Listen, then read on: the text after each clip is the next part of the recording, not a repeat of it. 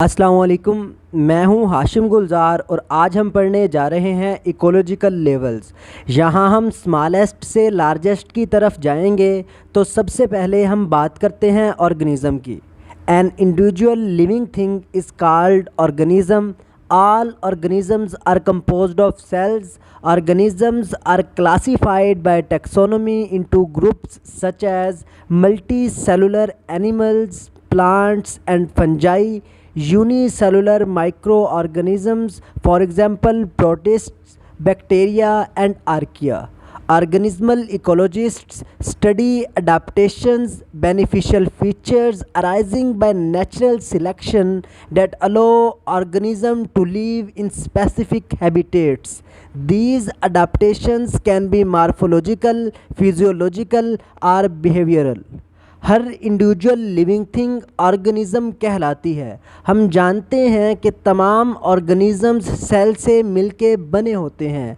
Organisms की classification करते वक्त हम इनको ग्रुप्स में क्लासिफाइड कर देते हैं, जैसा कि मल्टी सेलुलर एनिमल्स, प्लांट्स और फंजाई, या यूनिसेलुलर माइक्रो ऑर्गेनिज़म्स मसलन प्रोटिस्ट्स, बैक्टीरिया और आर्किया।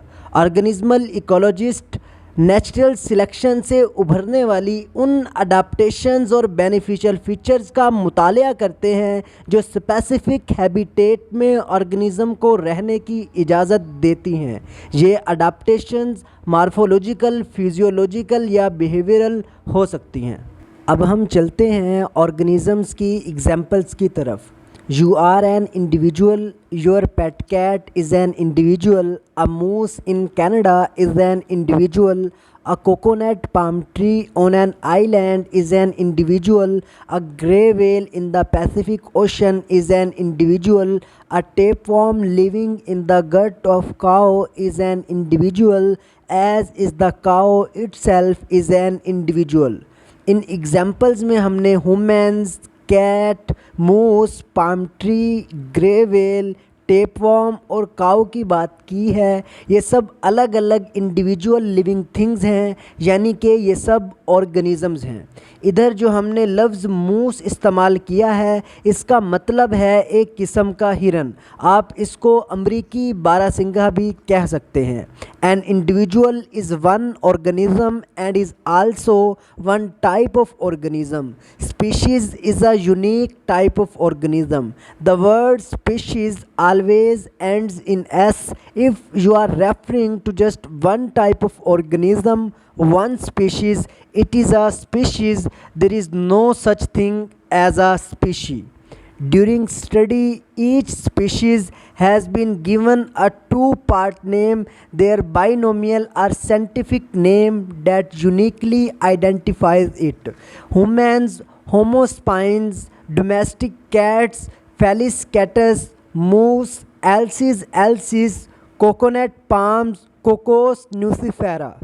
स्टडी के दौरान हर स्पीशीज़ को दो हिस्सों पर मुश्तमिल एक बाइनोमियल या साइंटिफिक नेम दिया जाता है जो उसको बेमिसल तौर पर आइडेंटिफाई करता है। हम जानते हैं कि कॉमन नेम्स बहुत सी मुश्किलात का सबब बनते हैं, क्योंकि हर मुल्क में एक ऑर्गेनिज़म के काफ़ी सारे नाम होते हैं, जबकि पूरी दुनिया में हर स्पीशीज़ का फ़कत एक साइंटिफिक नेम होता है जो ऑर्गेनिज़म को अनोखेपन से आइडेंटिफाई करता है। द पावर और value of scientific name is that it makes clear what type of organism you are talking about. Since only one type of organism in the entire world has that unique name, it makes for much clearer communication and understanding than using common names. अब हम चलते हैं next ecological level population की तरफ। A population is a group of organisms of the same species that live in the same area at the same time. Example, human population in Pakistan in 2010 comprises of 173.5 million individuals according to Ministry of Population Welfare, Government of Pakistan. Same species के organisms का एक group जो same time पर same area में रहता है population कहलाता है। मिसाल के तौर पर पाकिस्तान में 2010 में इंसानी आबादी 173.5 मिलियन इंडिविजुअल्स पर मुश्तमिल थी। ये बातें तो हम पिछली क्लासेस में पढ़ चुके हैं। तो अब हम पॉपुलेशन को डीपली समझने के लिए इसके एक्सप्लेनेशन की तरफ चलते हैं। Population ecologists study the size, density and structure of populations and how they change over time. Populations are geographically based. They live in a particular area, but the size or scale of that area can be variable. We can talk about the human population in a city, a state, a country or a hemisphere, or we can talk about the population of palm trees on just one island or on all of the islands in a specific state or all of the islands in the country. Populations की बुनियाद जोग्राफियाई तौर पर होती है और ये एक मखसूस इलाके में रहती हैं, लेकिन उस इलाके का साइज़ या स्केल वेरिएबल हो सकता है, यानी कि तब्दील पजीर हो सकता है। मिसाल के तौर पर हम ह्यूमन पॉपुलेशंस की बात किसी भी सिटी में, स्टेट में या कंट्री में कर सकते हैं, और हत्ता कि हम ह्यूमन पॉपुलेशन की बात हेमिस्फेयर पर यानी कि निस्फ कुर्राए अर्ज़ पर भी कर सकते हैं, या हम किसी एक आइलैंड पर पाम ट्रीज़ की पॉपुलेशन की बात कर सकते हैं, या स्पेसिफिक स्टेट के तमाम आइलैंड्स पर या पूरी कंट्री के तमाम आइलैंड्स पर पाम ट्रीज़ की पॉपुलेशन की बात की जा सकती है। The person studying or writing about the population gets to decide what scale to use, what is most appropriate for what they want to study or explain. तो particular area के मुतल्लिक हमारा कंसेप्ट इधर ही क्लियर हो जाना चाहिए कि populations रहती तो एक मखसूस इलाके में है, लेकिन उस इलाके का साइज़ या स्केल वेरिएबल हो सकता है, यानी कि ये पार्टिकुलर एरिया एक सिटी, स्टेट, एक मुल्क या निस्फ कुर्राए अर्ज़ या पूरी दुनिया भी हो सकता है। अब हम अपने पॉपुलेशन लेवल के अहम तरीन पॉइंट की तरफ चलते हैं। Species are made up of populations.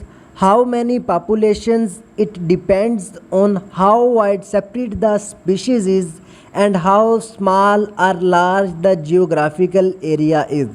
Some species have very limited range or distribution, being restricted, for example, to a single island or to the top of single mountain in the whole world. The single population on the island or mountain top makes up the entire species. Such populations are extremely vulnerable. If anything happens to that one population, the entire species will be lost. The species will go extinct. Species population से मिलकर बनती हैं, लेकिन ये कितनी populations पर मुश्तमिल होती हैं ये इस बात पर डिपेंड करता है कि स्पीशीज़ कितनी फैली हुई हैं और जियोग्राफिकल एरिया कितना छोटा या कितना बड़ा है। कुछ स्पीशीज़ महदूद होने की वजह से लिमिटेड रेंज में पाई जाती हैं। मिसाल के तौर पर पूरी दुनिया में कुछ पॉपुलेशंस सिर्फ़ एक आइलैंड पर या एक पहाड़ की चोटी पर पाई जाती हैं, तो उस आइलैंड पर या उस पहाड़ की चोटी पर रहने वाली वो वाहिद पॉपुलेशन पूरी स्पीशीज़ को बनाती है। मतलब कि उस जगह के अलावा वो स्पीशीज़ पूरी दुनिया में कहीं और नहीं पाई जाती। ऐसी पॉपुलेशंस बेहद कमज़ोर होती हैं। अगर उस एक पॉपुलेशन को कुछ भी होता है तो पूरी स्पीशीज़ ख़त्म हो सकती हैं। But many populations are more widespread. There are populations of moose, for example, in Minnesota, Alberta, Manitoba, and other US states and Canadian provinces. पिछले वाले पॉइंट में हमने ये बात कही थी कि कुछ स्पीशीज़ लिमिटेड रेंज में पाई जाती हैं, जबकि इस पॉइंट में हम इस बात को डिस्कस कर रहे हैं कि कुछ पॉपुलेशंस बहुत ज़्यादा फैली हुई होती हैं, जैसा कि मूस की populations Minnesota, Alberta, Manitoba and दूसरी यूएस स्टेट्स और कैनेडियन प्रोविंसेस में फैली हुई हैं। If you want to know how many moose there are on earth, you have to know the sizes of all the different populations in all the different locations.